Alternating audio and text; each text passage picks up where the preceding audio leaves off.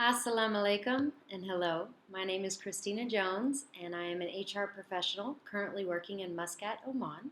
I work for Shell Oil Company for 12 years now, but they have currently seconded me to one of our joint ventures, Petroleum Development Oman. And my family and I currently reside here in Muscat, Oman. Before I begin, I just wanted to say shukran, thank you for this opportunity to address one of my all-time favorite professors from my master's program, Dr. Beliveau's class. I appreciate this opportunity because it allows me the chance to talk about several things that are very close to my heart. One, HR, of course, as well as diversity and inclusiveness. Um, Oman itself and the Omani culture here, who will always be etched in my heart now, as well as my own family's expatriate journey. Okay, so we'll start with telling you a little bit about myself. As I said, I've been with Shell Oil Company for 12 years now, and that came after getting my master's degree from Texas A&M University, whoop, in human resource management, which is where I met Dr. Beliveau and was a beneficiary of her excellent teachings, as you are. You'll find that Dr. Beliveau is quite inspirational, and in the same way that we're in touch 12 years later, hopefully some of you get to keep that relationship as well. So after joining Shell, I started in Houston, Texas, and I began in the supply and distribution organization. I had the joint venture Motiva as part of my client group as a graduate hire, which meant HR analyst grunt work, which I still value to this day because until you get into those types of weeds, you really don't understand how important knowing the foundational baseline is for the rest of your assignments. So as much as many of you may think when you first get started with a company, what am I doing? I'm crunching numbers. This is silly. I have a master's degree. Please embrace it because you will find that you reference back to that time quite often. Well, during that time, I started an assignment where I was going 1 week a month to London, and I signed on for a year of that. And I was able to dive into things like supply skill pool strategy. How do we resource some of the more difficult projects that were going on? And it was only a few months in that my husband and I found out that we were going to be having my son. So I flew for as long as my doctor would allow, and then it was time to go on maternity leave and find something different. Opportunity to join Shell Lubricants. So embarrassingly enough, I did not know at the time until I got the phone call that Shell actually owned the Jiffy Lube brand. And so I was sent to California. I had 64 company-owned stores, and we were on a year-long journey to transition those stores to an all-franchise model. So not only did the type of Jiffy Lube employee base come with its own challenges and interesting investigations, all the way to the opportunity to learn how to transition a business to franchise owned. So it was an amazing opportunity. That one came with its own challenges, as I said. It was the first of my experience of having a fist thrown into the wall beside my head and only being allowed back at the store with security. So you may find you go all over the place in HR, places you never thought you'd be and things you've never thought you'd say, see, or do. But thus is the exciting life of HR. So after that, I was given the opportunity to join the Martinez refinery, which is up in the San Francisco Bay Area in a small town called Martinez, California. And we have a refinery there. This refinery has grandfathers, grandchildren, cousins, brothers, sisters. Everyone works at the refinery, which brought upon it an interesting culture to handle and to be embraced into. So I spent several years there supporting the production organization. After supporting the production organization, we got a new general manager in the refinery, and this is when I was approached for an opportunity to leave HR for a short while and join the business. So the GM became my new boss, and he wanted us to embark upon what's called lean. So hopefully somewhere you've been exposed to this. If you have not, please do look it up, look into it. Lean and continuous improvement. This is the Toyota way, basically. So that might be where you've seen some of the articles in the books. But we were going to embark upon a lean journey. And he knew that that required some sort of cultural people element. So he said, hey, I understand that you have some credibility with my line, and I know this is probably going to involve more people stuff to really make it part of our culture. So two other people and I, both very diverse in terms of our experience. One, an hourly employee that worked his way up to management, another a manager across several different levels, and myself got together and we built a journey plan, a 5-year plan on how we were going to incorporate lean into the culture. So I spent 3.5 years being a lean coach.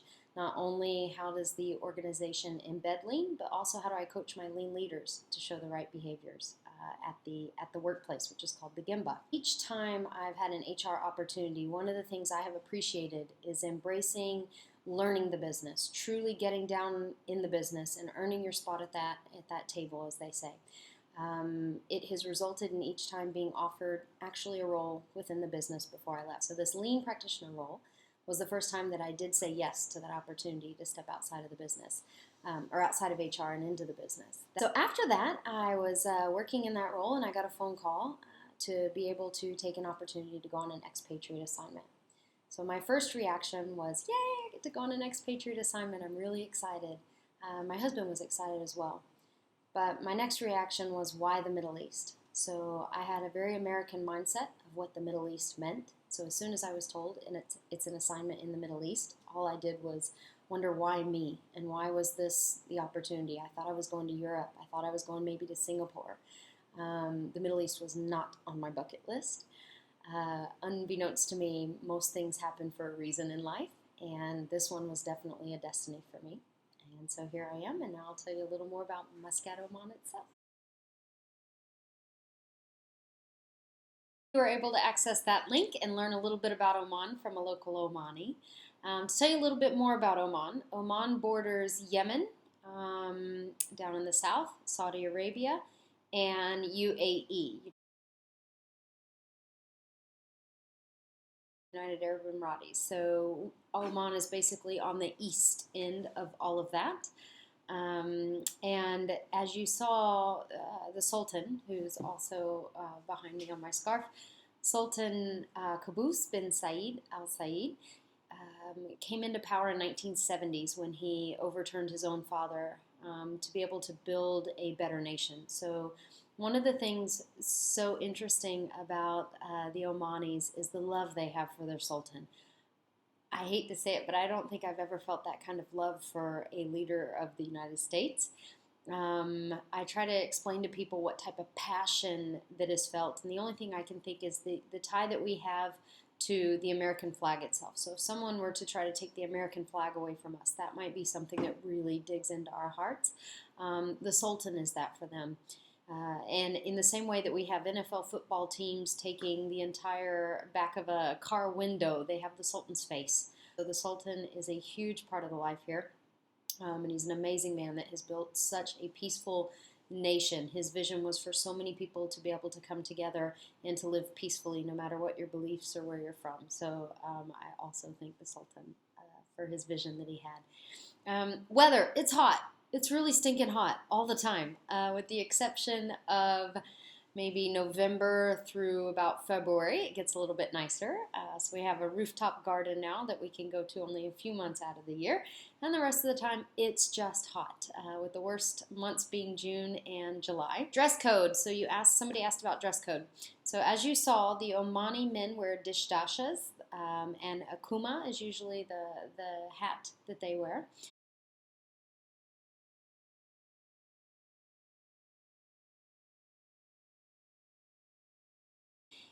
As well as the women wear an abaya. For bordering nations, you may find that people are wearing nothing but black. Here in Oman, there's lots of bright colors, and they usually wrap their heads. So even those that wear more Western attire will usually have a head wrap around their hair. Burqas do exist, so burqa is the cover across the face. They do exist, but mainly in the smaller villages in the interior, not usually here in Muscat unless someone is visiting from a village. Mosques. So the mosques is the place of worship, and you'll hear the call to prayer. So the culture is built around Islam, and so they're required to pray 5 times a day. And you'll hear the call to prayer during those times. And to me, it's just a beautiful sound when I'm outside and I hear the call to prayer over the speakers at a local mosque. The only mosque that tourists that I know of are able to visit is the Grand Mosque, which is an absolutely beautiful place with these humongous chandeliers, bigger than most of the furniture itself in my house. And indeed, they also have one of the largest prayer rugs of its kind. It took over 4 years for them to weave this prayer rug that is in the Grand Mosque. It's absolutely beautiful.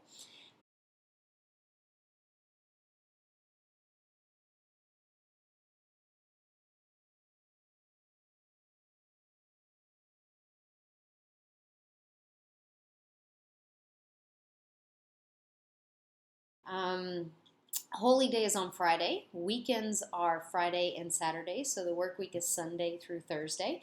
And for this American, that was quite hard to adjust to. So what I find is I get back to work on Sunday morning, and it's only Saturday night back home for the family. And they're just in the middle of their weekend. So I see everyone's posts and pictures, and I'm back at the work week. But the good news is I kick my weekend off sooner than anybody else. So that works too. Frankincense is everywhere. It's a beautiful smell. We've grown to really love the smell of frankincense, and most places you go into, you can find that burning. Expat dress code. You will find that some people disrespect the nation that they're in, which is quite unfortunate. If you would like to be here and to respect the culture, you are asked to cover your knees and to cover your shoulders. So much so that there's even a sign at the local mall where it says, please cover your shoulders and your knees and respect our culture. So how does all this look different in the workplace? There are prayer rooms in every work area. So you'll see many shoes outside of the door, and people have gone in. There's a women's prayer room separate from a men's prayer room.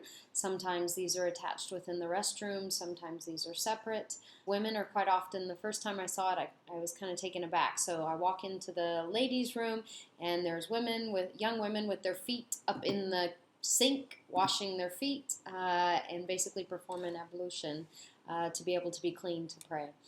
And it was kind of funny to me the first time I saw a sign on a bathroom door that had to advise people, please don't wash your feet in the toilet. And there's also a shower area to wash your feet, to do everything you need to do to properly pray. So that one was a little bit of getting used to for me. So Ramadan is the holy month, and most of the people will fast. So from dusk till dawn, there's no eating. It's complete fasting. So during the month of Ramadan, there's shorter work hours for safety purposes, because if you're not eating and you're fasting, it's not really safe halfway through the day, end of the day, to be driving around. So they try to let people leave midday, go home and rest. Don't be on the road. So most people leave early. During that time, you are asked to respect the fasting. So you'll find that most of us expats take our purse to the bathroom. I don't know what the men do. I know the women take a purse to the bathroom, hide in a bathroom stall to drink out of our bottle of water or eat a snack really fast because we're not fasting. There are some facilities in the building that are set aside, usually the coffee shops, that have a lot of paper over the walls and things so that it looks dark and we're not tempting others that are fasting. We're respecting it. But that, minus a secret knock and a secret code, you can get in and you can enjoy your own coffee and treats and things like that. It is illegal to drive and be seen with water or food during the day in public during Ramadan. So that was a difficult one to adjust to, is not even being able to drink out of my water bottle driving down the road. Also means that everything's closed during the day during Ramadan. Nobody's coming to eat. No one's coming to shop. So that was hard as well for my family, mainly to adjust to during the summertime, driving around trying to get out of the house and do something fun because it's summer. The options were quite minimal.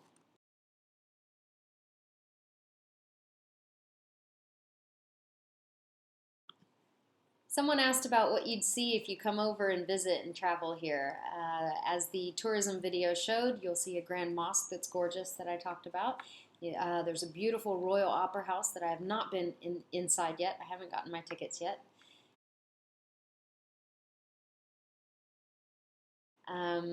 There's wadis that are pretty amazing. We went to Wadi Arbain and just had the most fabulous time.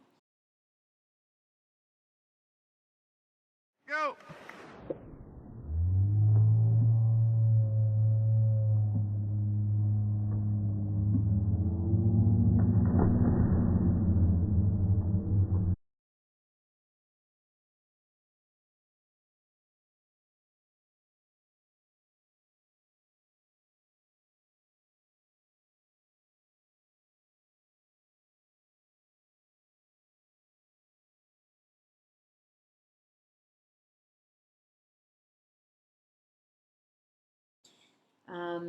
Lots of dune bashing, so being out in the desert in a 4x4, camel riding, beaches everywhere. The beaches are probably the most popular pastime.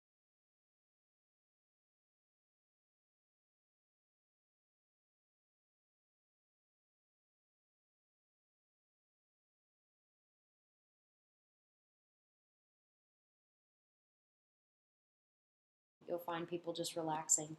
So, one thing that I'm trying really hard to observe about this culture and to learn from and to grow from is how much slower the culture functions. So, people walk slower. The ladies here glide, and everything just slows down a bit. There's a bigger appreciation for life. You see people as the sun is setting, sitting somewhere on a rock, on a beach, up on a high hill overlooking a beautiful sunset,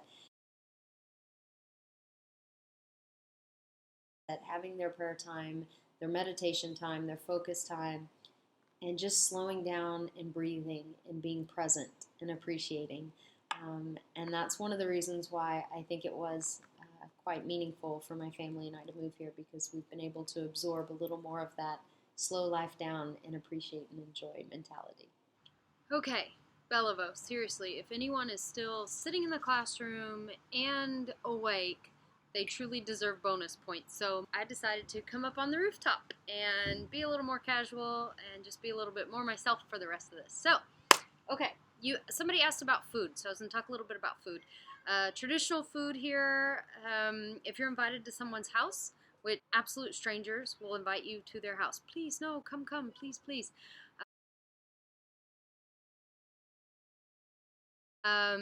And they truly will have you in their home, in the majlis usually, which is the room usually reserved for men and children.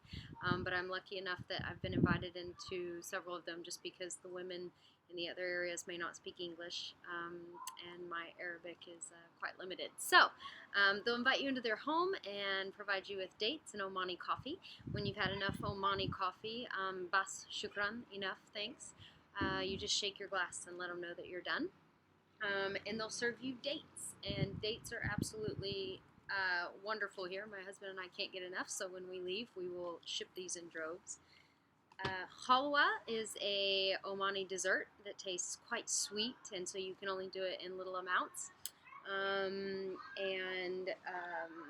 Biryani is also it's a rice and chicken, or if they do mutton biryani, rice and mutton dish that's quite tasty. And the other geniusness is chips Oman. So this is truly geniusness in a bag. I don't know why it's so different. It's probably illegal in the U.S. because it is so addicting. Just kidding. But it is quite good. So that's the food. Quite delicious. My husband has taken the opportunity to leave his long career in architecture and construction management, which he did not love, and chase his true passions, which are fitness and nutrition. So he is in chef school here, Chef Stacy. He's doing quite well, and he's learning how to make so many of these Omani dishes so that we can go back home and enjoy them as we can.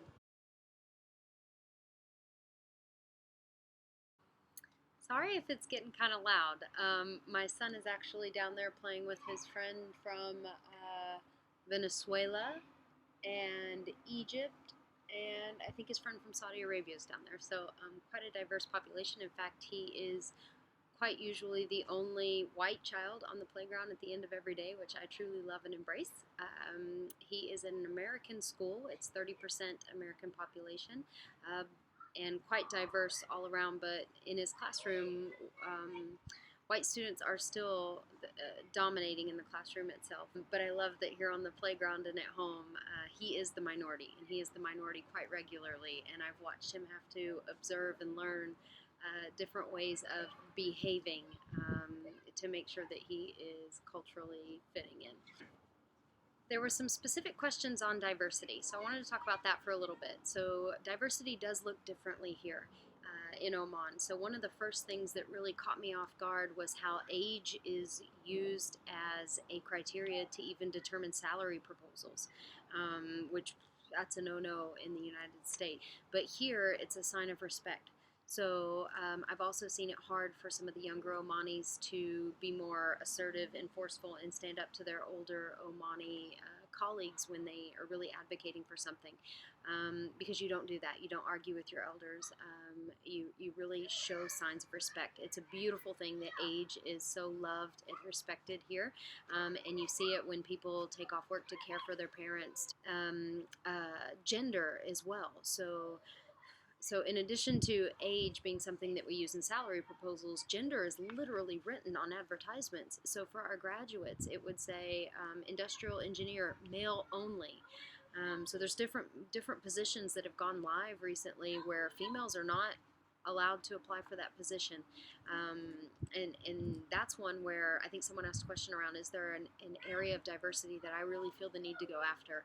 And for me, this area of gender specificity within our younger Omani generation is really bothering me. So I am in the recruitment department here, and I do feel like I can be a part of questioning that. So traditionally, it's been females only for the areas of study that sometimes we'll have to go into the interior, go into the field, and spend some time there.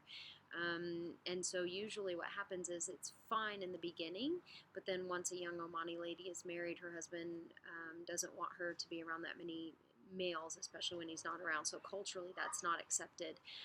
But more and more, this newer generation tends to be moving away from some of the traditions. And so many young females have approached us at career fairs really upset about this fact, and I don't blame them. They've just worked hard to get a degree in an area that is predominantly male, and suddenly one of the largest employers here in Oman says, no females this year for this area because we don't have coastal positions and you would need to be in the interior, and we don't have all the facilities required for women in the interior. So that's one I definitely intend to address.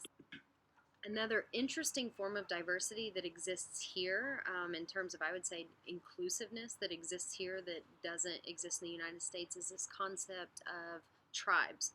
So there are several different tribes here, and they're all Omani at the end of the day. But these different tribes come with little varying degrees of how they interpret both Prophet Muhammad's intent and pieces of the Quran, much like living in the United States when I was trying to understand Christianity more, and I understood that there's Baptist versus Methodist versus, whatever. It feels that way to me here, just me personally, in terms of which tribe that you're from. And what you'll find is those that have a very African background, they may kind of group together in one arena, and so it's more comfortable for them to relate to others, and you have a group of employees that are all speaking Swahili to each other, and the rest of us are left out. So not only when they speak Arabic am I left out, but some of my Arabic-speaking colleagues are left out when their colleagues are speaking Swahili.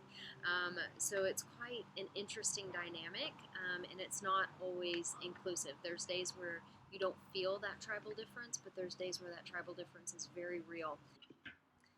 So I really liked one of the questions that said, do you have general advice for HR professionals who are not diversity specialists regarding how to promote diversity in an HR role? I'm not a diversity specialist. I haven't been at any point in my career, my profession. So I can speak for me and how I believe in promoting diversity and inclusiveness. And I think that it's one about self-awareness, both of yourself and about teaching others how to be more self-aware. Because most people don't have ill intent. Usually it's blind spots for people and just lack of awareness. So promoting self-awareness is key. The other is inquiry versus advocacy. If we can seek to understand each other first, what you'll find is at the root of most diversity is some key core values that almost all of us have in common, which is around respect for your fellow mankind. And that's where I guess for me, I hadn't expected when I came here quite the way I found it. One of the questions was around, how do you feel about the increase in hate speech and discrimination against Muslims that seems to be on the rise in the United States?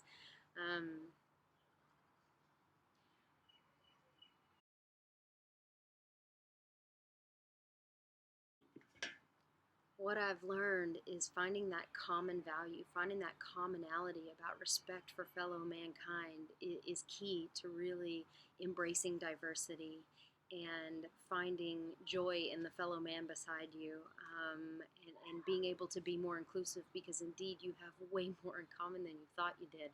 So to be honest, this conversation around the hate speech and the discrimination that's going on, This one bites me. I have fallen in love with people here that are beyond more amazing than some people I met in the United States, and that shouldn't be a surprise to anyone, but indeed it was a surprise to me. When I accepted the role in the Middle East, I didn't expect what I found here. I have found some of the most giving, loving, deep feeling people that I've ever known in my life. So to know that there's people that are blanketly categorizing them with these hateful people that are on an extreme. It's the equivalent of someone over here categorizing all Americans as these mass shooting experts. And it just feels so unfair. So, indeed, I have people here that I will protect in every way that I can from the ignorance that remains over in the United States. So, ignorance can be a nice thing because ignorance can be bliss. It can also lead to opportunity. Ignorance can mean opportunity to go out to seek to learn more, but ignorance can also be a really ugly thing when it breeds fear. People are afraid, and so they speak out because they don't seem to know what else to do. So those that are speaking out so hatefully against all Muslims, it angers me and it hurts me when I have had people that have wrapped their arms around me so openly and welcome myself and my husband and my child into their homes, shared their Omani coffee, shared their dates, and told us they'd do anything for us. And the truth is they have. I have had people we've met and known only for a month go to the top of a mountain to get our car that broke down and to take care of us. They didn't know me. They didn't know anything about me. But they knew I was a human in need of assistance, and they were willing to help. So shame on those ignorant people that say anything otherwise.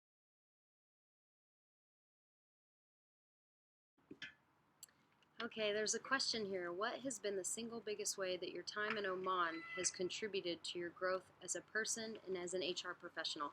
I think it's obvious how I've grown as an HR professional based on some of the diversity questions and the acceptingness. But in terms of growth as a person, understanding now more than ever what a privileged life I've had. So I grew up qualifying for food stamps some of the time, knowing quite openly that I had less than most of the people that I was around, working hard to get us all of my undergrad paid for via scholarships just to get out of my little town. And now realizing I had the whole world. I was so privileged to have so much, because it's not until you go elsewhere in the world that you see how many people live with so little. So from the Syrian refugee family that my family and I now help out, and seeing how much they struggle and how much they do without, to seeing some of the workers here that leave their family and come over from Philippines, from Sri Lanka, and they're here sending money back home. So our helper that comes 3 days a week is a beautiful soul woman. She is absolutely wonderful, and we adore her. And we got to go to Sri Lanka recently and meet her husband and her son, and my son and her son played and had the best time together.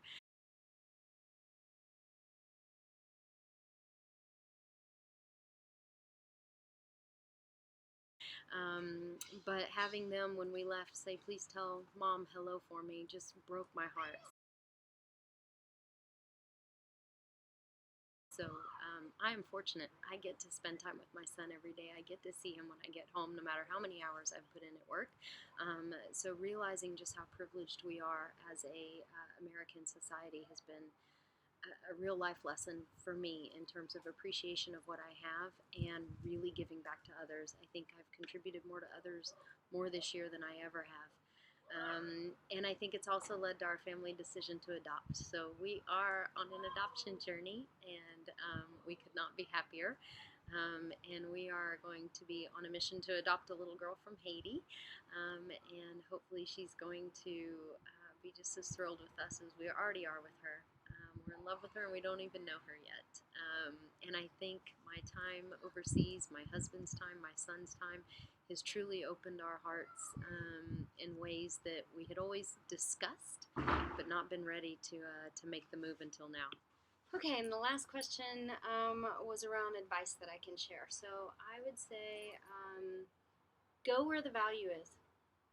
So many times HR colleagues or young students will get into a job and they'll complain about their job description. This isn't the job I was looking for. I've never gotten a great job description. I've always made it something. So don't be a victim.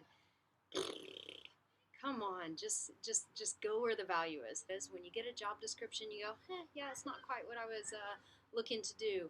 Ask a lot of questions, seek to understand, and then decide truly what your customer needs. They may give you a job description, which is what they think they want. But until you listen and understand and be a true business partner, you can't understand what it is they really need. And then fill that need, fill that gap, go where the value is. Create your own job description. Don't let yourself get roped in. If I could leave you with anything, one of my mentors taught me that. Go where the value is, and I truly believe in that. Okay, sorry. I had to call a pause and try to find that gecko. I don't know if anybody saw that thing running across the wall, but that was super cool, and I couldn't find where he went anywhere, and my dog decided to hightail it out. So I just wanted to thank you again for this opportunity, and I hope that you've gotten something out of this and that you're not sound asleep and somebody's awake. I wish you all the absolute best, and if there's ever anything I can do, please do let me know. Masalama. Goodbye.